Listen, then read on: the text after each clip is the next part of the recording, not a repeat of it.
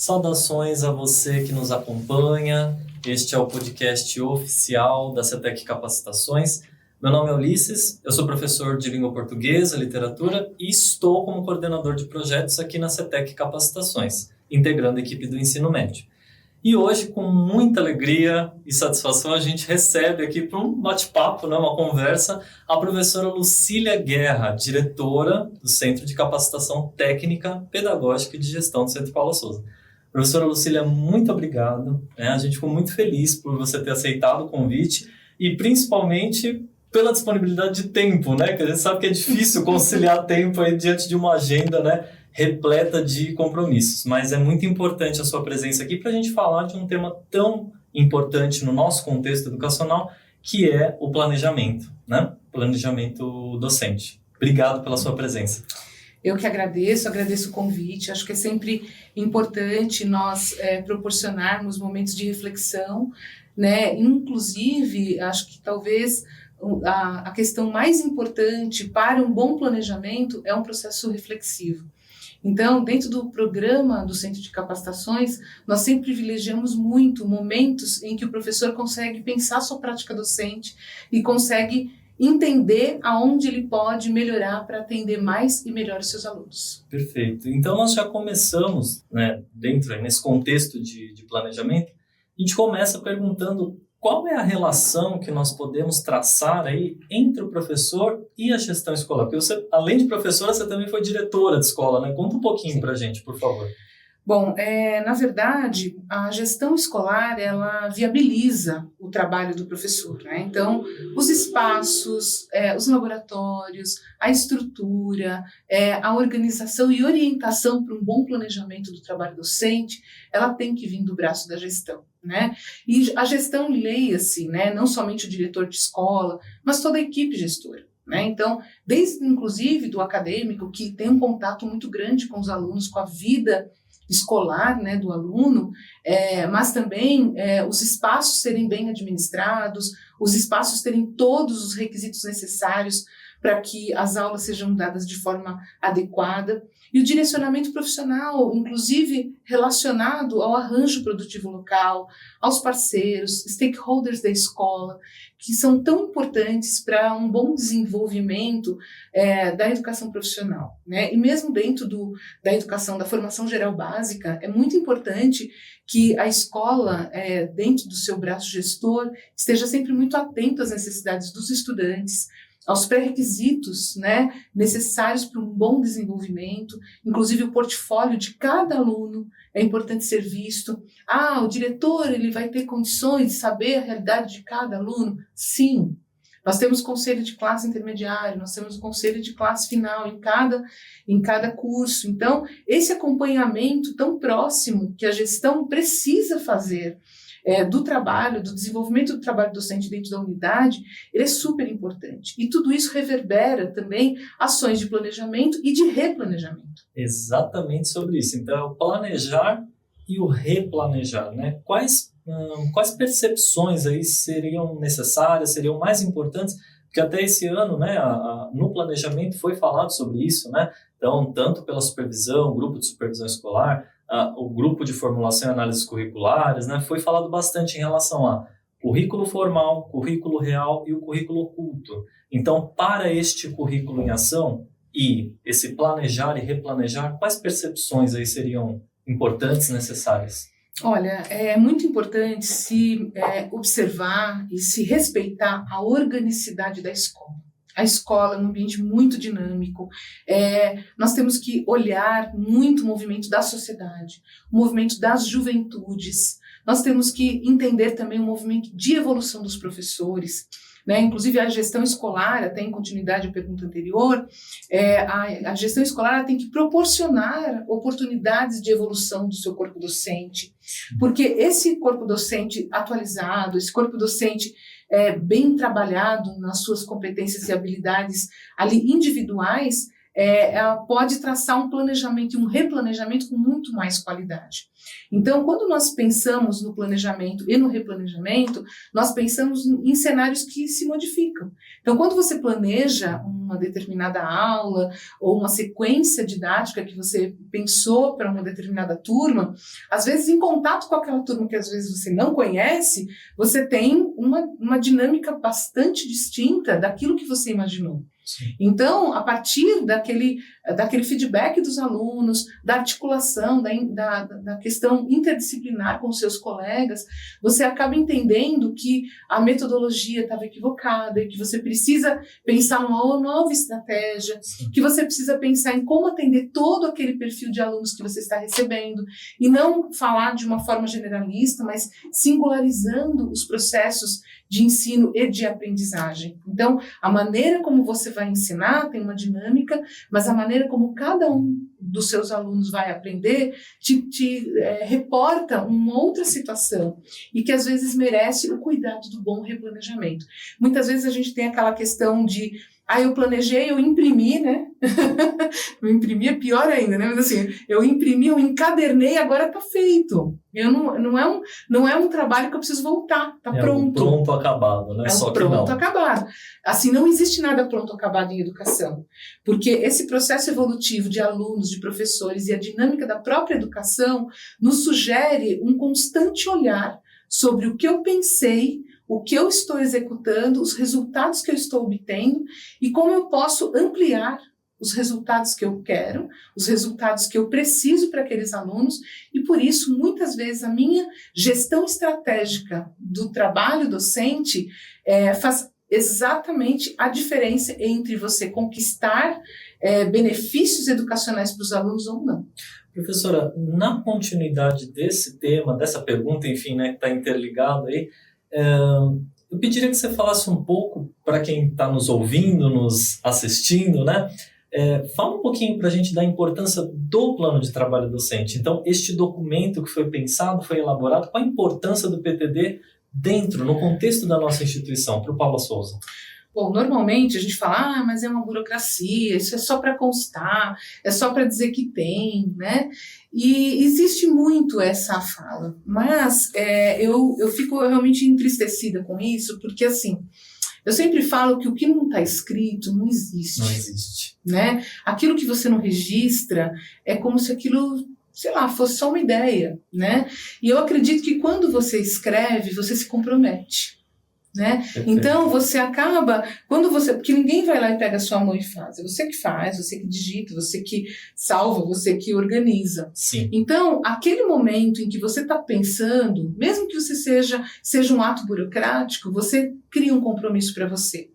Então, o plano de trabalho, ele é composto por várias etapas, eu nem vou me alongar nisso, porque todos conhecem. Sim. Mas, assim, entender como é que eu destaco uma evidência daquele desempenho, como é que eu destaco uma metodologia que vai me trazer boas evidências e como que eu consigo bons resultados para aquela intenção que eu tenho nesse planejamento. Sim. Então, quando você reflete, mesmo que minimamente e quase que automaticamente na hora da elaboração, o que é uma pena, porque eu acho que é uma oportunidade de você se reinventar a cada Sim. aula, a cada turma, eu entendo que esse projeto que você se propõe a fazer, ele tem uma profunda conexão com o dia a dia da sala de aula. Né? E quando você coloca ele dentro dos sistemas acadêmicos, e você põe lá no SIGA, no NSA, e você dá suporte para a visibilidade desse projeto diário, né, que você tem dentro da sala de aula, você de alguma forma começa a dar materialidade para aquilo que você idealizou. Perfeito. Né? E assim, a gente até enquanto professor tem essa percepção e nós tivemos a grata satisfação, né, a ETEC que eu pertenço, que é hoje ainda a minha sede, né, a ETEC de Santa Fé do Sul, e aprender junto com a gestão, né, essa questão de evidenciar, materializar essa intencionalidade que eu vou ter para realizar, colocar esse currículo em ação, isso é muito importante, né, isso é muito importante para que nós consigamos, muito além de organizar, né, porque a gente fala do planejamento, é organizar as ideias, mas é exatamente isso, né, evidenciar, materializar e você conseguir se reinventar, né? Acho que essa palavra-chave que você colocou também é muito importante. Então, o replanejar às vezes é preciso. Mas se eu estou tendo que sempre replanejar, isso também pode ser um problema, né? No planejamento. É sempre importante ter essas análises, né? Essas reflexões aí a respeito disso. Acho que abas de ajuste nós precisamos Sim. deixar abertas, Sim. né? Eu acho que nós temos que fazer um planejamento consciente, entendendo para quem nós estamos planejando, entender qual é o objetivo final daquele projeto que nós estamos organizando através do plano de trabalho docente. Mas mais do que isso, a gente precisa entender que resultados a gente quer. Estarmos alinhados aí com a intenção da própria escola, né? Tem o PPG, Sim. tem o PPP. Eu acho que tem para onde que essa escola quer ir? Tem, né? um caminho para ser percorrido e tem uma correspondência entre as várias esferas de planejamento. Sim. Então, o meu plano de trabalho docente, ele pode, inclusive, subsidiar ações de planejamento da gestão escolar, para a gestão escolar continuar a corresponder às necessidades que eu tenho para o desenvolvimento de uma boa aula. Então, eu acredito que quando nós planejamos, e eu acredito que isso é fundamental, o planejamento em qualquer ação, quando nós planejamos, nós criamos uma corrente do bem, né, para que a gente consiga ter um efeito do processo educacional que faça sentido para o aluno. Acho que talvez a coisa mais importante é a gente sempre pensar do ponto de vista do aluno. O nosso plano de trabalho docente, apesar de ser o plano de trabalho do professor, o foco total dele é o aluno. É o aluno. Então, quando a gente senta na cadeira do aluno e fala o que eu espero desta aula, é daí que começa o meu planejamento, é dessa cadeira. E para que seja significativo também, né? Tem uma cena aprendizagem significativa. Tem uma cena que a gente pode descrever, colocar assim, e é muito interessante. Eu até brinco com os meus alunos em sala de aula, eu falo assim, me deu saudade de ser aluno, de voltar a ser aluno. Então é o momento de você realmente se sentar junto com os demais, na cadeira do aluno, e assistir e ver, né, o protagonismo do aluno, seja numa sala de aula invertida, seja numa apresentação de seminário, enfim, dentro do que você está ali propondo, mas esse se colocar no lugar do aluno realmente tem que acontecer, né, para que de fato se tenha aí uma aprendizagem significativa.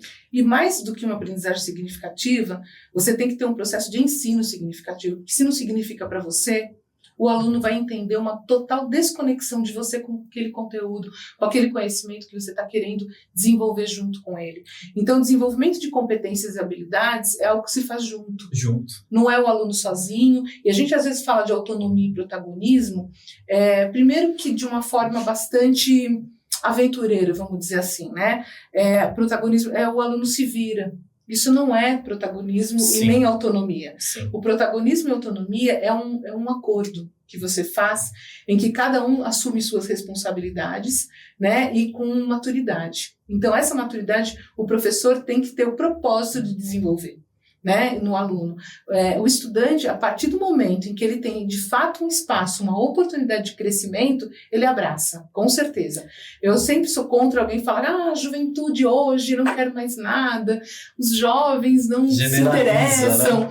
Não, os jovens não se interessam por aulas desconectadas, e eu não falo de conexão digital, estou falando desconectadas de realidade, de senso, de espírito, da realidade, da vida. Eu sempre menciono que o que está na vida tem que estar na escola e vice-versa.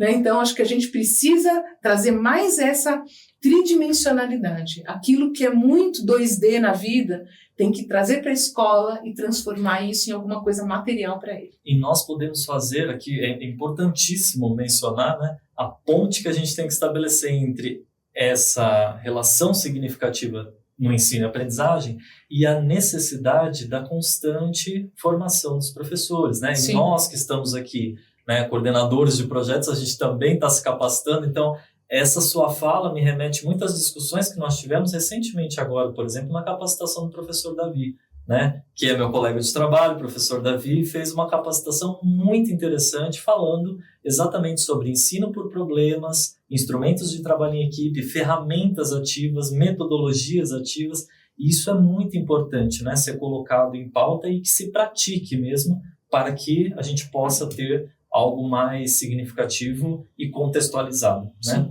Professora, para a gente fazer uma dinâmica rápida aqui, eu gostaria de pedir que você compartilhasse conosco. Eu vou quebrar um pouquinho o protocolo, gente. A professora Lucília, a gente troca muito figurinha, né? Ela é uma pessoa muito, sabe assim, muitas dicas, muito aprendizado. A gente, né, extrai muita coisa de bom. Quem quer, consegue, né? Tá todo mundo querendo pegar um pouquinho aí e falar, deixa eu ver se eu consigo pegar um pouquinho aqui, né? Então, a professora Lucília sempre nos ensina bastante, nos motiva a, né, continuar aí nesse caminho de aprendizagem contínua.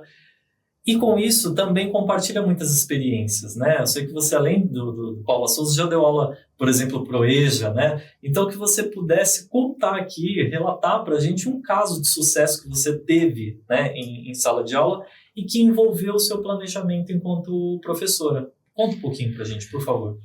Bom, eu tive muitas turmas assim, bastante heterogêneas e acho que talvez uma que mora no meu coração, no lugar mais privilegiado, são as turmas de EJA que eu tive mesmo, né? Então, eu acho que o EJA, ele te inspira a pensar de uma forma muito singularizada nos estudantes, porque você tem repertórios muito distintos, motivações muito diferentes, de por que eu larguei a escola, por que eu parei de estudar, o que me impediu, quais foram as motivações que me distanciaram do meu processo formativo.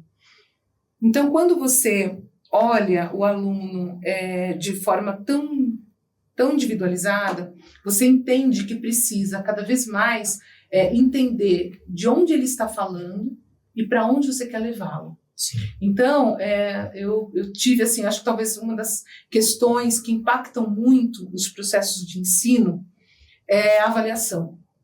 E nós estamos numa instituição que já há muitos anos instituiu a avaliação por competências, né? E avaliar competência não é uma avaliação numérica, não é uma avaliação objetiva e rasa, mas, assim, entender os processos de evolução desse estudante ao longo do tempo e nas trilhas que você estabeleceu para que ele fizesse com você. Que ela não é um fim em si mesma também, ela faz parte de um processo, né? Isso é muito importante. Então, quando várias e várias vezes, principalmente no caso do EJA, eu tive que dar 2 passos para trás para pensar em estratégias de avaliação que contemplassem este ou aquele aluno. E que eu conseguisse extrair dele as informações que eu necessitava para entender o quanto de profundidade ele tinha alcançado nos temas que eu tinha abordado nas minhas aulas. E também o quanto de aprendizado ele de fato teria construído ao longo desse tempo. Então, eu acredito que, assim, uma das questões que são mais emblemáticas é quando você acessa esse estudante e ele mesmo entende que ele evoluiu. Então, acredito que, assim, uma das questões, eu nem quero singularizar tanto assim, citando nomes, nem pessoas, que eu acho que não vem ao caso, mas eu acho que é muito importante a gente sempre pensar no aluno como um indivíduo que precisa ser pensado em toda a sua complexidade, né? E quando a gente avalia por competência, a gente não avalia só uma determinada temática, se ele absorveu ou não. Aliás, absorver é uma palavra péssima, né? Então, assim, eu acho que nós precisamos entender um processo formativo que fez sentido para ele, que ele conseguiu ganhos através das aulas e que ele conseguiu sair de um ponto ao outro com qualidade e com uma série de elementos da formação que são desejáveis para, inclusive, a continuidade dos seus estudos, a sua evolução profissional. Então, e no caso, por exemplo, da educação profissional, que é uma outra área que eu também atuei, a educação profissional é ainda mais crítica, porque você está formando um profissional para o mercado e a grande avaliação é do mercado. Então, se eu não faço um bom processo que simule esse mercado, simplesmente eu estou negando a esse aluno a oportunidade de ter tudo aquilo que ele veio buscar dentro da escola. É um impacto muito profundo. Exatamente, né? Então, exatamente. É muito importante nesse sentido. E, novamente, né, tudo isso vem de um planejamento, que é o tema central aqui da nossa conversa. Né? Uma questão que eu acho que também é bem importante de nós reforçarmos, né, enquanto a gente pensa no planejamento de aulas e quando a gente pensa em todo um processo, e o planejamento envolve toda a questão do percurso e ali na captação desses últimos resultados, né, do resultado final de aprendizagem por parte do aluno, nós entendermos que nós conseguimos fazer com que esse aluno entendesse esse percurso, caminhasse por ele e conseguisse visualizar o seu resultado. Então, a avaliação e todo esse processo, ele não tem que ser visto apenas pelo docente. Ele tem que ser uma conquista e uma celebração do estudante. Parece um pouco poético, meio romantizado, mas não é. E faz todo sentido, porque realmente quando ele percebe isso, traz ainda mais significado, né, para o nosso trabalho. E ele quer continuar essa evolução. Então, assim, não tem ninguém que não se apaixone pelo conhecimento quando ele, de fato, consegue fazer esse contato. Quando ele consegue entender que a partir daquela trajetória que ele trilhou com a escola, com os professores e tudo mais, ele conseguiu sair de um ponto e a outro numa escala de evolução. Então, a educação, eu sempre falo, a educação é um mote de transformação social, é um mote de transformação individual, pessoal, né, científica, cognitiva, em todas as dimensões. Então, a nossa responsabilidade enquanto docentes, ela é muito maior, porque nós avaliamos um percurso que envolve todas essas dimensões. É o que a gente chama de educação integral. Sim. Então, quando nós pensamos num processo de planejamento, nós temos que pensar num processo de planejamento de uma educação que seja integral e que envolva todas essas dimensões dos estudantes e que faça com que eles entendam a partir do seu portfólio, a partir do seu repertório individual, os alcances que eles podem ter ao longo dessa trajetória. Sim. Então, assim, planejar tudo isso, prever tudo isso e fazer com que, em certa medida, essas execuções vão acontecendo e nós vamos sendo bem-sucedidos ao ponto de que o estudante se sinta estimulado na continuidade dos estudos, no seu progresso, sim, eu acho que é o grande sucesso educacional que a gente almeja. Com certeza. E para a gente encerrar, um desafio. Vou propor aqui, podemos? Opa! Vamos resumir essa nossa conversa em uma palavra. É possível? Não sei. Deixa aí uma mensagem, mas assim, vamos tentar resumir numa palavra-chave. A gente falou sobre planejamento e sobre outras questões. Uma palavra-chave a ser deixada e aí, junto a essa palavra-chave, você pode explicar, pode falar, pode deixar uma mensagem para o nosso público, professora. Eu acredito que se eu tivesse que escolher uma palavra entre todas, seria empatia. Empatia. Porque eu acredito que se você não for empático, você não consegue entrar nesse lugar do aluno, entrar no lugar da gestão escolar, entrar no lugar do colega professor e entrar nesse locus da sala de aula, em que existe tanta diversidade, existem níveis diferentes de apreensão, níveis diferentes de problemas pessoais, individuais, que fazem, inclusive, obstáculo aos alcances da educação. Então, quando nós temos um olhar empático o tempo todo sobre todos os agentes, todos os atores do processo educacional, nós conseguimos um êxito maior, porque nós entendemos em que lugar está o nosso colega professor que vem fazer um trabalho interdisciplinar conosco, nós entendemos o braço da gestão, como ela pode me ajudar e como eu posso ajudar também, nós entendemos o papel do coordenador, né, e como nós podemos ser um canal de facilitação, e principalmente quando nós olhamos, por exemplo, uma família que trouxe um aluno para nós, né, um pai, uma mãe, e que esse pai, essa mãe também espera muito da escola. E confia, né, e confia a nós a educação dos seus filhos. Então, essa visão empática, ela é uma visão absolutamente agregadora de todos os atores da educação para o sucesso da educação, para o sucesso do planejamento e principalmente para o sucesso de quem mais importa, de todos os nossos alunos. Dos alunos. Professora Lucília Guerra, diretora do Centro de Capacitação Técnica Pedagógica e de Gestão. Professora, muito obrigado mais uma vez. Quero agradecer também todo o apoio do GEAD, na pessoa do Ivan aqui, o professor Denis, né, que nos deu esse espaço aqui para, dentro do projeto, né, dos podcasts, nós podermos falar um pouquinho, conversar a respeito do planejamento, que é um tema tão importante para nós, professores. Quero agradecer e até uma próxima oportunidade, professora. Obrigado. Muito obrigado, Ulisses, obrigado por esse espaço de discussão, de diálogo. Eu espero que a partir desse material as pessoas também, eu possa ter ajudado um pouco nesse processo de reflexão Com e certeza. que todos nós juntos, né? Acho que juntos a gente chega mais longe, em mais lugares e em mais pessoas. Muito obrigado. Pessoal, até uma próxima. Tchau, tchau.